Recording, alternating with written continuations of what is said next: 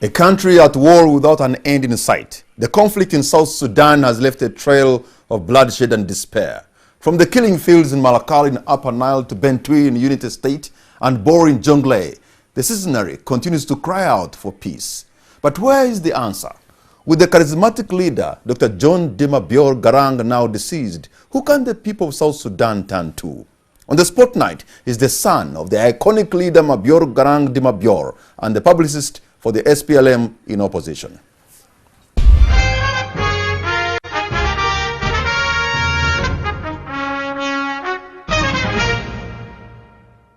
Mabior Garang Mabior, you're on the spot.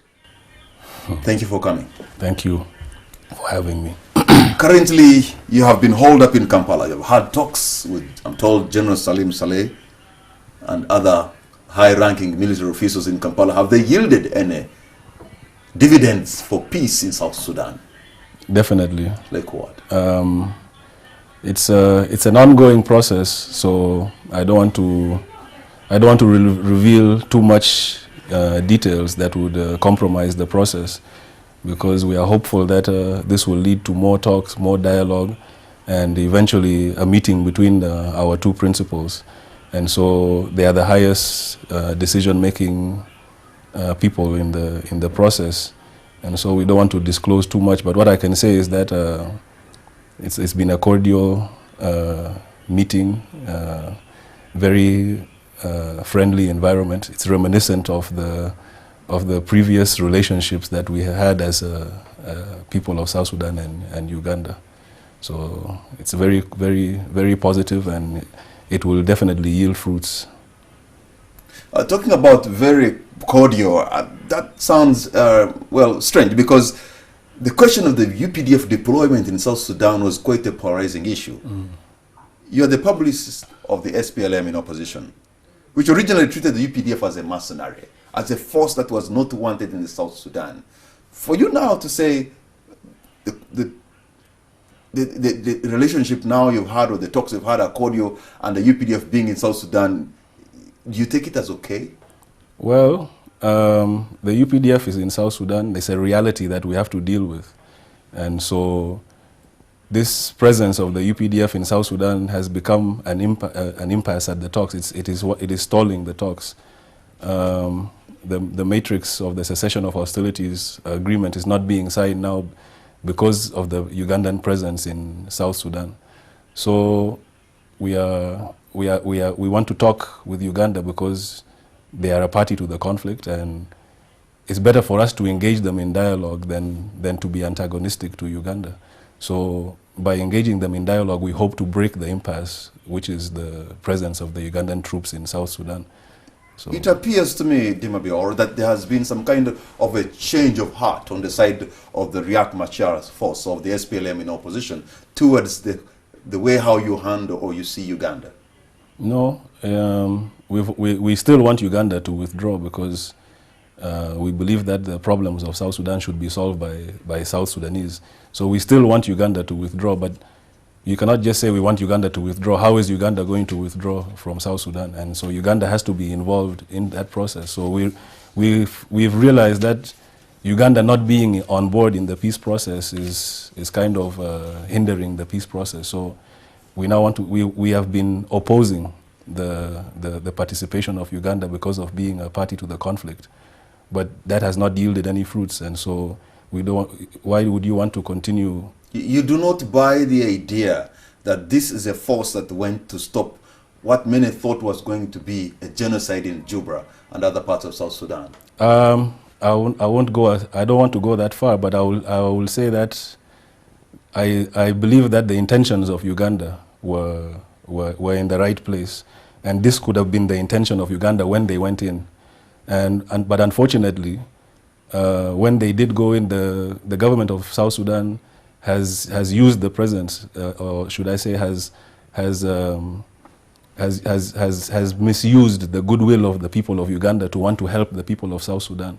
So when they went in with good intentions, I believe myself. But once they were on the ground, the government of South Sudan is now using or misusing the goodwill of the Ugandan people in order to continue the war. So it gives South South Sudan an incentive to continue the war. The military in South Sudan, as we speak, is not doing a good job. Is in fact committing crimes. Well, I've not said that, and okay. I don't have any evidence about that. How have they been misused in South Sudan? They have been misused because 80%, 70 to 80% of the army has joined our side. And so the president of South Sudan does not have a fighting force. So he's depending on the UPDF. So this creates an intransigence on the side of the government of South Sudan, because the presence of the Ugandan troops now gives an incentive to the government of South Sudan to continue the war. So inadvertently, the UPDF has now come to play a negative role. Maybe that's not what they intended when they went in. That's why I say that the goodwill of Uganda has been misused by the government of South Sudan, and it is giving them an incentive to not be serious at the talks. So they are not. You are indicating, Mabior, that Uganda has the key, in fact, to stop the war today. Exactly. I'm saying that Uganda's role has to be recognized, that Uganda can play a very significant role in bringing about peace in South Sudan because of the leverage that they have on the government of South Sudan. They can influence the government of South Sudan to come and negotiate in good faith at the table, and not use the presence of Uganda in South Sudan as an incentive to continue the war, that now we have the power of Uganda, then we don't need to talk. I get a sense that your forces, the SPLM in opposition and Riek Machar's forces, really got a beating in the recent US-Africa summit in terms of public relations, because they were condemned.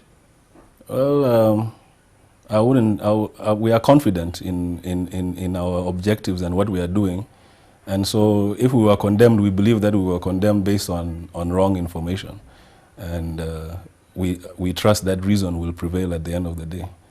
So we don't see it as something which is negative, because if there's about sanctions, we welcome sanctions. So we don't see anything that is negative from the US Africa summit. When you stand in your position and say Uganda is more or less like a negative force there, and yet IGAD and the African Union and other regional forces seem to have okayed that, doesn't that put you in a weaker position? Repeat the question.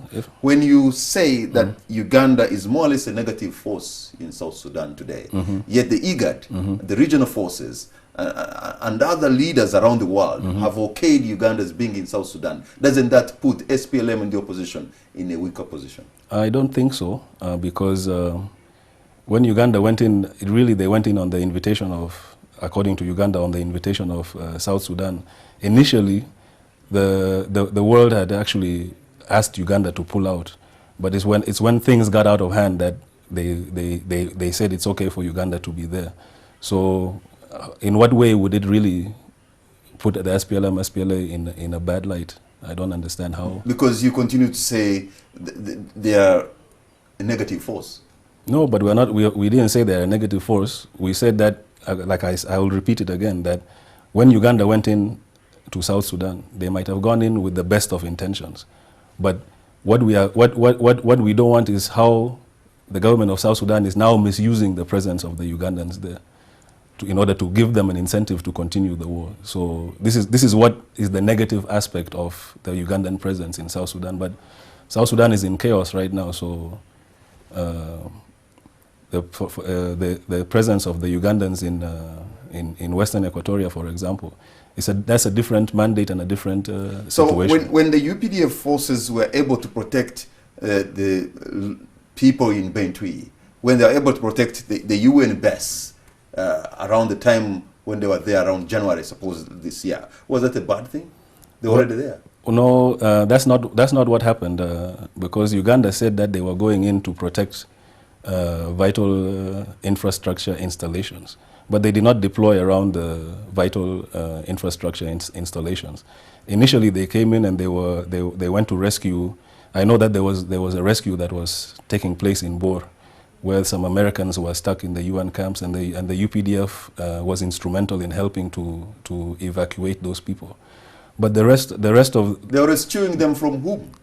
from the UN base, you know. Yeah, but rescuing, what was the threat? What was threatening the UN in Bor?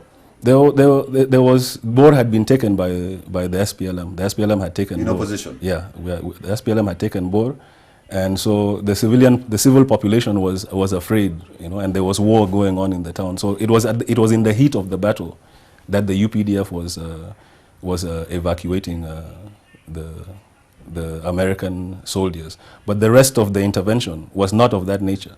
The rest of the intervention was the UPDF fighting side by side with the SPLA, you know, against a population that had been militarized through a massacre that took place in Juba. Let me put another very personal question. Why did you fall out with an ally of your father, Salva Kiir Mayardit, a soldier who spent decades in the jungles alongside your father? Is there a possibility of reconciliation between you and Mayardit? What would be the purpose for the reconciliation between me and Mayardit? For the betterment of South Sudan. I don't see that. That's not the point for the betterment of the people of South Sudan. What the people of South Sudan need is development, not the son of Garang to be with. Those are sentimental things, because for those people who are Christians out there, there's an example from the Bible where there's a man who used to be called Saul, and then he was called Paul later. He used to persecute Christians, and he was the worst, you know, persecutor of Christians, through Christians to, you know, killed Christians, and eventually he became Paul, and he's one of the biggest apostles in Christianity today. So when did you get your Damascus turnaround? And then at the same time, there was an apostle called Judas who was with the Christ and ended up betraying him. So are you the people Judas, changed, are you the you know. Paul? I am Mabior. So when did you find that Salva Kiir Mayardit, a man who lived in the bush, in the trenches with your father, had actually lost it? Are you aware of the Yei fiasco, where Salva Kiir, at the 11th hour, when the CPA was about to be signed, decided to betray Dr. John Garang? Because it's a myth that Salva Kiir has been in the bush beside. All that is a myth, you know, and so I wouldn't want to get into it too much, because it brings it into personal issues, and I wanted to focus on national issues. And it would seem petty for me to get into the reasons why I fell out with Salva, because those are personal things, and the national issues are much bigger. So it's a non-starter for me. But you have reasons why you fell out with Mayardit. Yeah, I definitely have reasons why. You're not comfortable saying one or two? Well, the development of South Sudan, I mean, you seem to be under the impression that South Sudan has developed, but I can tell you that the educational system under the Arab occupation is much better than the educational system that we have today in South Sudan. You know, the healthcare system that we had in the liberated territories when we were in the bush are much better than the facilities that we have right now. When you look at mass graves in South Sudan, the reason that we have mass graves in South Sudan is because there's no mortuaries in South Sudan. Like, there's no facilities for taking care of the dead. There's 11 fridges in the whole country. You know, I found this out when one of the bodyguards of the president shot our teacher who was teaching at the Dr. John Garang International School. It was widely circulated in the news. So when she died and she was taken to the hospital, there was only 11. We found out that there was only 11 fridges in the country. If you go to the morgue or the mortuary in Juba Hospital, you find dead bodies all over the floor, the flies all over the place. It's a sickening sight, you know. So it's there's completely no development in South Sudan. We have a population of 8 million, and we have for the past 10 years had over $10 billion of oil revenues. Like, where has all this gone? On top of that 10 million, there's been about $4 billion that have been borrowed last year. Nobody knows what was done with it. No accountability for that. So on a national level, there's that, but also I have my own personal reasons that would be too petty for me to talk about them here in this forum. Mabior, hold on to your point. You're going to take a break. When we come back, I put the question. There are those who are accusing your leader now, Dr. Riek Machar, of being a power-hungry man. We'll be right back.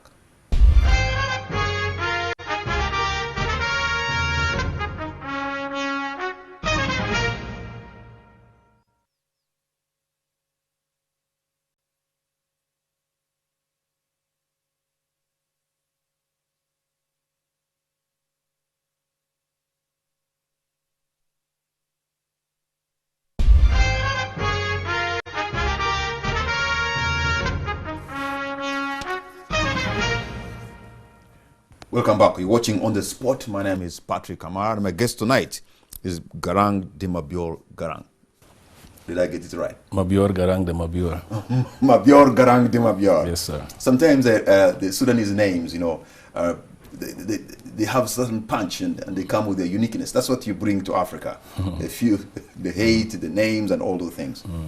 There are those who say the current predicament was inevitable because your leader, Dr. Riek Machar, is a power-hungry man, that according to prophecy, the medicine man amongst the Nuer, that there was a prophecy of a medicine man among the Nuer community that he would become head of state. Well... are you also following the prophecy? No, I'm not following any prophecy, but it's a little bit amusing because the same argument is used by those of Salva Kiir, where they say that President Salva should be the president for life because Dr. John pointed at him in Rumbek and said that he should be the leader. I mean, that's a very similar kind of situation. When you say that, it's as if John Garang is Jesus and Salva Kiir is Peter and the Pope of the new church. This is not the situation. But to answer your question, I don't think it's illegal for a man to dream to want to, even yourself, for you to dream to be president of Uganda, for example. It's not a crime. Having ambitions to want to be president is not a crime. And there are processes, there are democratic processes that can be followed for one to do that. So is it illegal for one to have ambitions to want to be president?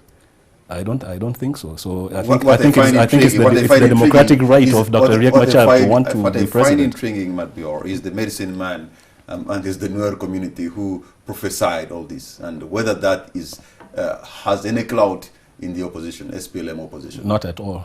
Not at all. I mean, I'm not here following any prophet, but our interests with Dr. Riek Machar coincide for the moment, so we are working together. And our interest is what is in the best interest of the people of South Sudan. Why did you follow a man who has been accused of orchestrating bloodshed in the backyard of your father's birthplace, especially in Bor in 1991? Well, by the time my father died, a reconciliation process had already happened within the SPLM. So Dr. Riek Machar did not join the SPLM in 2005. He came back to the movement in 2002, and a thorough reconciliation had been done, so that by the time my father had passed away, they had already been reconciled, and he was within the ranks of the movement. So why should I not continue the reconciliation that was started by my father with Dr. Riek Machar? So these are words of my detractors. They are not really words of people who want peace in South Sudan. Because if you want peace in South Sudan, why would you open up old wounds? Wouldn't you be more interested in promoting peace? And I don't know if those people also informed you that Dr. Riek Machar had come and there was an event that was being done, and he apologized. And you know, in Africa, for a man to apologize is a very difficult thing.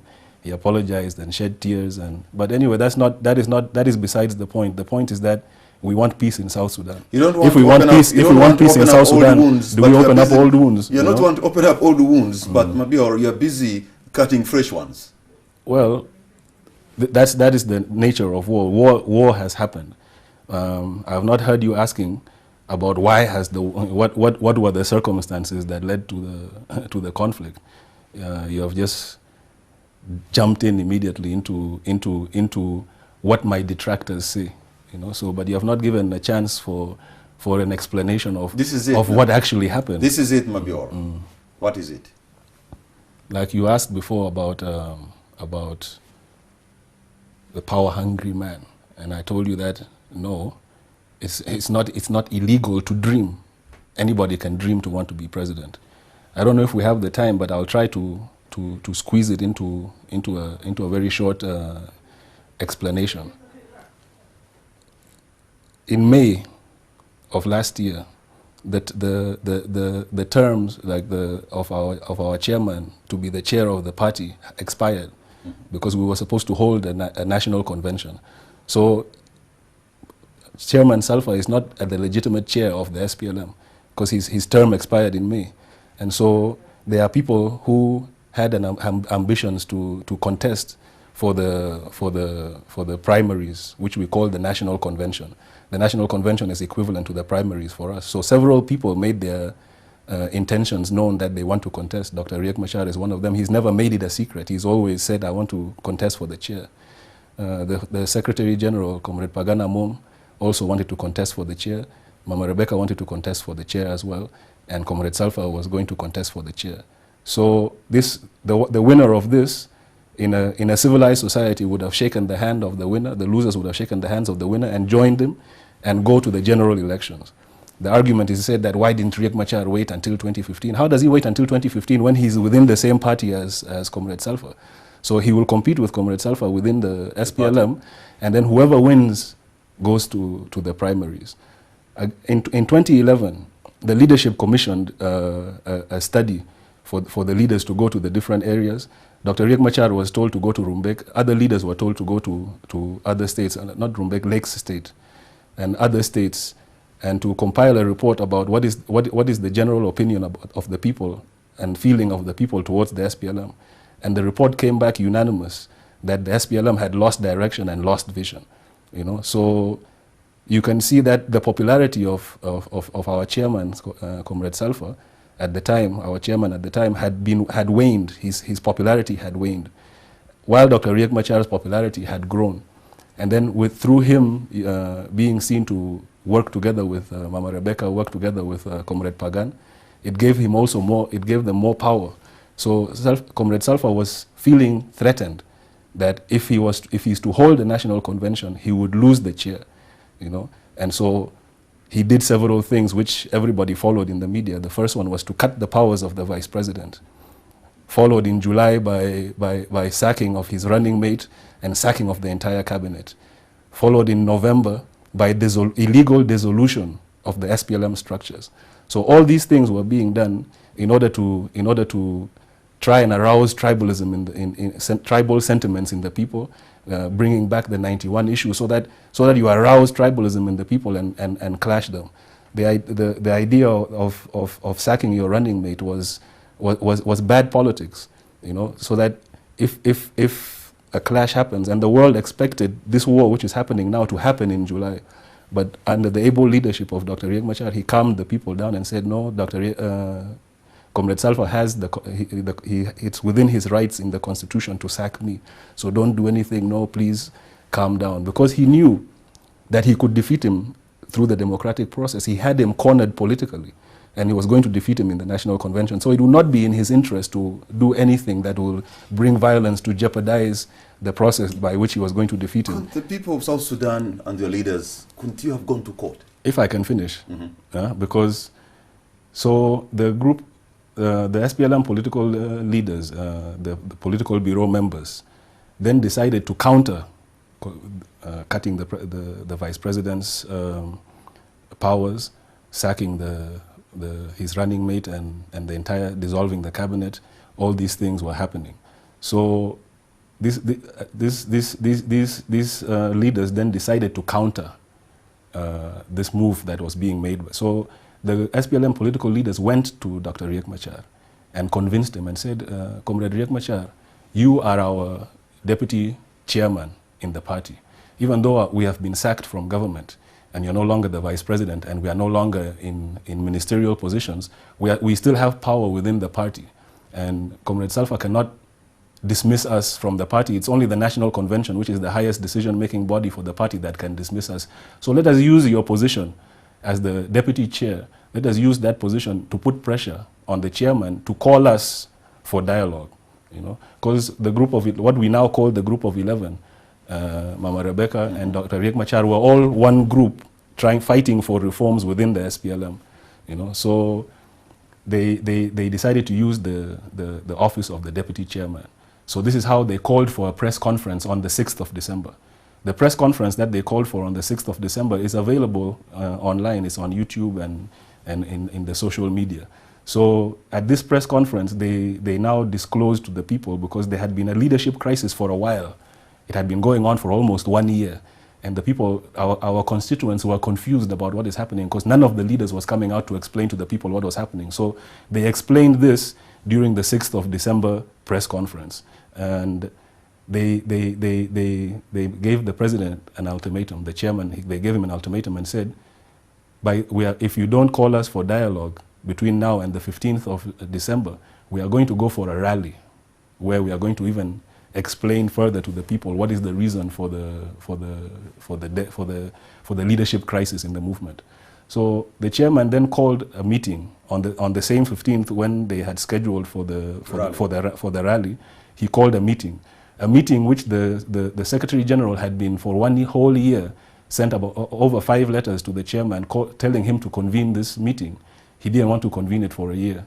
So now when he felt threatened by the press conference and then the rally was coming, he then decided to call for the press conference.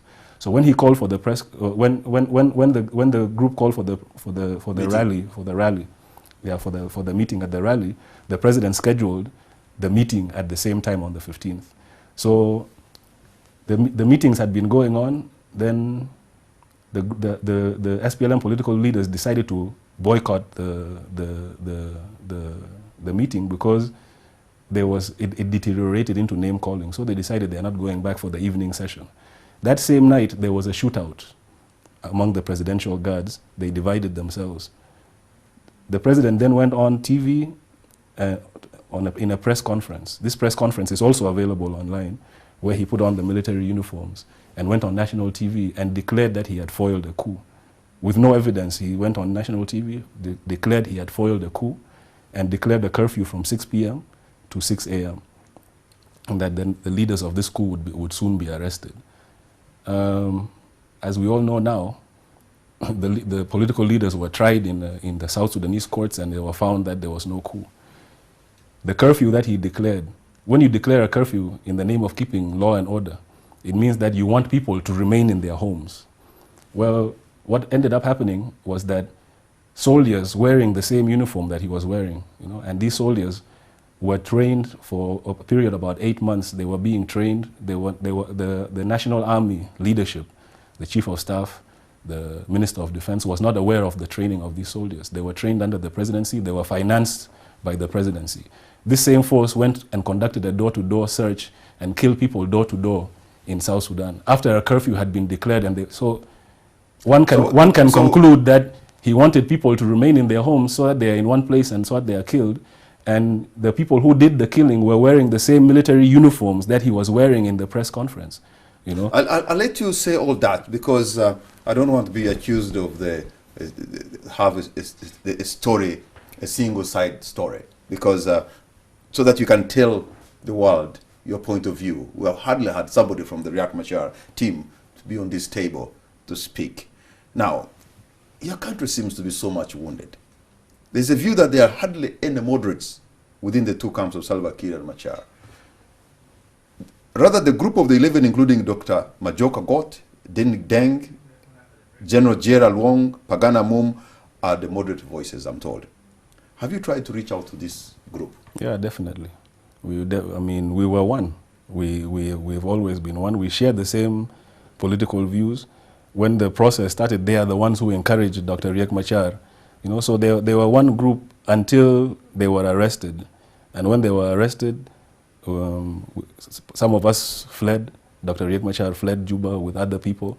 So when we finally met, after the signing of the agreement on the detainees, the cessation of hostilities, eventually they were all released. And so when they came out, they decided to form a third bloc and not join us in the SPLM. Hold on to your point. We're going to take a break. When we come back, we'll discuss the issue of ethnicity in South Sudan. We'll be right back.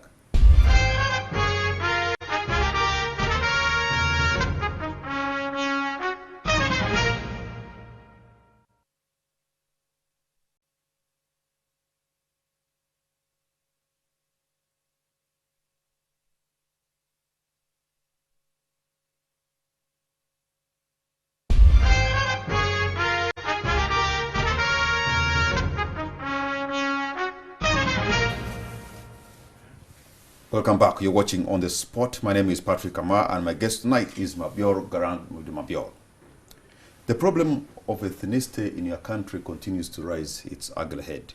There are those who have talked about the Dinkanization of politics and resource allocation in South Sudan.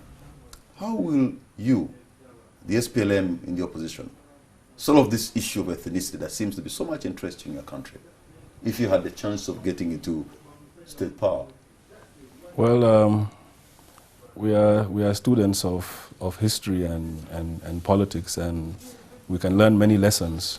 And I think Uganda is a good example of a country that had deep ethnicity issues, and today Uganda has transformed itself. So what are some of the lessons that we can learn from Uganda?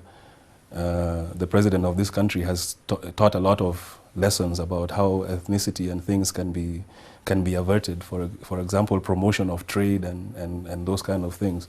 So I cannot predict the future, but there are examples that we can learn from, you know, and examples that we can apply to our realities in South Sudan. But I want to clarify that the idea that there's the ethnicity in terms of this particular conflict, it is the government use of militias that has created this ethnic dimension to the war. But like I explained earlier, the president felt threatened of his chair being taken, and so he created a situation where he aroused tribal sentiments in the people so that they can clash. So it's a failure of leadership. So if there's good leadership, like I said, in Uganda, there's good leadership in Uganda, and because of that good leadership, the tribal thing has reduced much in Uganda as compared to other bad leaders that were in Uganda. So when Uganda had bad leadership, Uganda had problems of ethnicity. When Uganda got good leadership, the ethnicity thing came down. So we need good leadership in South Sudan. So the fact that there are ethnic tensions in the country is an indication of bad leadership in the country. There's an opinion that any leader of the SPLM would have confronted similar challenges in South Sudan because of the issues of poverty, education, and graft, that you should have given Dr. Salva Kiir a chance. Because the challenges he faced were really many and different fronts. Give Salva a chance to do what that he didn't do in the past 8 to 9 years, because we talk about as if South Sudan is from 2011, but the guns went silent in 2005, and we've had all the resources to build a state from 2005 until today. So what is he going to do? What is he going to do to, you know, with the chance that he wants, that he failed to do in the past 8 to 9 years? So you, in your own capacity now, as you speak for the SPLM in opposition, do you also go in the trenches and sometimes at the battlefront? That has not happened yet, because as soon as the war started, we went to Addis Ababa for the peace talks. So we have not really, as a leadership, sat down and planned a military campaign. What we have been doing is fighting the onslaught of the government, the continued onslaught of the government since December 15th until today. So if you follow the media and follow the news, the chief of staff of the South Sudan Armed Forces admitted inadvertently in the media that they have a strategy of harassing our forces. Their soldiers don't get paid on time. They have no food. They are starving in their trenches. So from time to time, they go out and they loot from the local population. This provokes counterattacks that lead up all the way to back to places like Bentiu and all these things. So I say this to say that we have not really planned a military campaign. If the talks in Addis were to fail, then maybe one would consider, other means. But for now, we have a platform. Earlier you said on this show that Salva Kiir in fact has no army. It's the UPDF that is doing the fighting for him. Is it the UPDF still doing all these sorts of things you're talking about? They have been recruiting. But the UPDF, after beating back our forces to a distance, retreated, and they are more protecting the capital. So they are closer to the capital, and they are not in those other areas fighting the war. The government of South Sudan has since recruited. They are even continuing to do mobilization. They went to my own county recently, and they are asking the people to mobilize there to go and fight the Nuers in quotes. And so we are talking peace in Addis. Meanwhile, they are mobilizing in South Sudan. You signed a cessation of hostilities agreement, it is breached within hours, within minutes. And there's a ping pong of accusation. What really happens? I was trying to say this earlier because I'll repeat it again, that the cessation of hostilities agreement was signed on January 23rd. And then a recommitment was signed on May 9th when our two principals were in Addis Ababa. But like I told you, on January 23rd, we were in Malakal, we were in Bentiu, we were in Nasir, we were in Bor, you know. So if you say that we have violated the cessation of hostilities agreement today by attacking Bentiu, for example, if that's what we are being accused of, weren't we already in Bentiu? You couldn't have attacked the place where you were. Yeah, when we were already there. So there is a duplicity in terms of there's a partiality here where if the government attacks us, then we are condemned. If we counterattack and take a place, then we have violated the agreement. If we were in Bentiu, in Nasir, in Malakal, in Bor on January 23rd, then who has violated the cessation of hostilities agreement? Like I said, the chief of staff, Salfa's chief of staff, admitted in the media that before the 9th, the rededication to the cessation of hostilities on May 9th, this is in the media, him being quoted, that they had a strategy to gain ground before the signing of the 9th May agreement. So I think there is a duplicity, you know, in this situation. There are some people who look to you. You are obviously an articulate young man and a freedom fighter. Do you wish to ever emulate your father's leadership skills, perhaps offering yourself for the coveted position as chairperson of SPLM in the future? The only reason I'm here is because of the failure, you know. If South Sudan was a stable country, you would never see me in politics because I can do a lot more. You know, politics constrains sometimes people from doing much greater work. I believe that I can contribute to national development outside of government because my interest is to contribute to the development of our people. And I believe I can do that in the private sector better than I can do it in government. But you see me now in what they call politics because our country is demanding for leadership, you know, and some of the people who are considered historical leaders are shying away from taking up the mantle. And so it is forcing much younger people like me to step up for my country. So are these circumstances likely to put you into seeking leadership position, especially chairperson of SPLM in the future? It's not my desire. It's not my desire at all, but if my people were to demand me to, then that would be a different story. But me personally, I have no desire to do this. Isn't that a typical African kind of politicking when the people ask me? I've not heard the people come in a group and ask. If they don't, then I won't. I will never. What do you remember about your father, the late Dr. John Garang? What can South Sudan leaders learn from him? Believe it or not, it's his great love. You know, his great love. He was not. He was a humanist. He was not a local person, and I can quote one of the revolutionary icons in the world, Che Guevara, who said that the greatest. He said, "Let me say, at the risk of seeming ridiculous, that the greatest revolutionaries are guided by great acts of love." So if we were to love each other the way John Garang loved his people, I think we would have no problem in South Sudan. So that's the biggest lesson that I myself have taken away from him, and I would wish that people can take this lesson from him. What is the future for the young nation? What is the future like? When you look, if you have to look into the future, what do you see for South Sudan? Hopefully that we will learn our lessons from the great mess that we have made of our country and the suffering that we have witnessed right now. I would hope that we learn our lesson and we will now come together as a people to build our country. And I think that there is a great opportunity, as horrendous as the situation is, it's an opportunity to bring about fundamental change in the country, and for something like this to never happen again.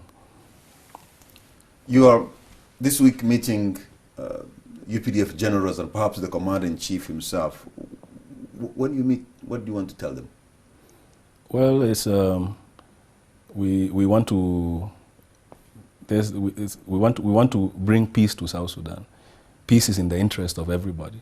So this is what we have been talking with the UPDF generals. How can we bring about peace to South Sudan? And it has been very good. It has been a very good meeting with the.